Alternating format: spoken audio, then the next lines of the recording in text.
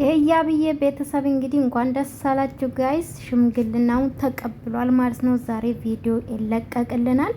ትናንትና እንግዲህ ኤፋ ቤት እንዳያችሁ በጣም ደስ ይል ነበር። እስከ መጨረሻ ነው ቪዲዮ አየሁት። እውነት ለመናገር ብዙዎቻችሁ እንግዲህ አብሮሽ ምን ሆነ? አብሮሽ በነገራችን ላይ በጣም ማለት እነዚህ ነጭ በነጭ ከላይ ለብሶ እሱ ግን ምን ልበላችሁ በግ ጠባቂ ነው የሚመስለው አብሮሽ እና ጋይዝ ትላንት እንደምን ሆኖ ነው ግን አብረሽ ከነሱ ጋር ያልተመሳሰለ ደግሞ ጋይዝ በጣም ወፍራል ልጁ። ምን ሆኖ ነው? በሰላም ነው?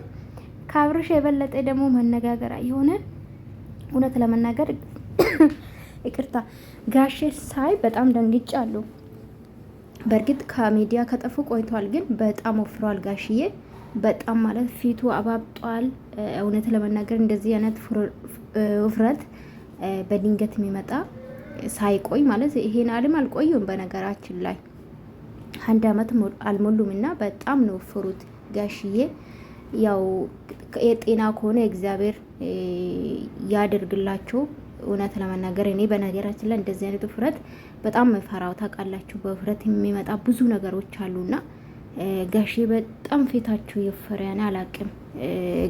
ለማንኛውም እግዚአብሔር ይጠብቃቸው፣ ጤና ይስጣቸው ለማለት ፈልጋለሁ። ብዙዎቻችሁ እንግዲህ ጋሼ በጣም ወፍረዋል።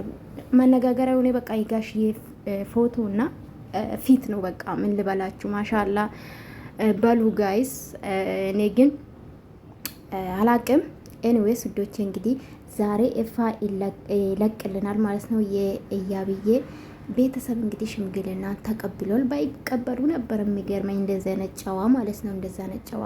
በነገራችን ላይ ፍሬም በጣም መልካም ልጅ ነው። በጣም የዋ ልጅም ነው በነገራችን ላይ እና እንደዚህ አይነት ቤተሰብም አይገኝም ብዬ ነው ማስቡ። በተለይ የኤፍሬም ፋሚሊ ሁሉም ደስ ይላሉ። በጣም ልበላችሁና እንኳን ደስ አላችሁ እያብዬ የኔ ቆንጆ የኔ ልልት ማለት ነው። ኤፋዬ የኔ መልካም ወንድም ማለት ነው። በዚህ አጋጣሚ በድጋሚ እንኳን ደስ አላችሁ። እንግዲህ ወልዳችሁ ከብዳችሁ እንግዲህ ደስ ይላል። እንደዚህ አይነት ደግሞ ስፔሻሊ በሚዲያ በቃ ደስ የሚል ነገር አስተማሪ ነገር ለወጣቶቹ የሚሆን ነው ብዬ ነው ማስበው። ታውቃላችሁ አብሮ ነው የሚኖሩት፣ ግን ብዙ ተበጣብጧል። ብዙ ነገር ገባችሁ፣ ግን በንግግር ፈቷል ማለት ነው። የገባችሁ አይደለ? ቢያንስ እና አብረሽም ከዚህ ቢማሩ ይመረጣል ብዬ አስባለሁ። የሰው ልጅ ይጣላል፣ ግን ተነጋግሮ መፍታት አለባቸው ብዬ ነው ማስበው። ለማንኛውም በጣም ደስ ይላል። እንግዲህ ዛሬ ቪዲዮ ይለቀቅልናል። የደነገጣችሁም አላችሁ በጋሽዬ ተረጋጉ ለማለት እፈልጋለሁ። እኔ ውዶች ላይክ ሰብስክራይብ ማድረጋችሁን እንዳትረሱ። ወዳችኋለሁኝ የኔ ውድ ቤተሰቦች ማለት ነው። ዛሬ የሚገርም ቪዲዮ ለቀቅልናል፣ ጠብቁ ማለት ነው። በኤፋ ቤተሰብ የያብዬ ቤተሰብ ምን እንዳሉ ያንዳንዱ ነገር ይመጣልናል ማለት ነው። እናንተ እስከዛ ላይክ ሰብስክራይብ ማድረጋችሁ እንዳትረሱ። ምን ይመጣ ይሁን ላይ በሌላ ቪዲዮ እንገናኛለን ማለት ነው። እንግዲህ ማታ ጠብቀን ደግሞ የሚመጣናለን ማለት ነው። እንግዲህ አብርሻችን ምን ወስኖ እንደሚመጣ ምን አስቦ እንደሚመጣ እኔ ሳስቡ አላቂም። ሁለታችሁም አልፈልጋችሁም የሚል ይመስለኛል።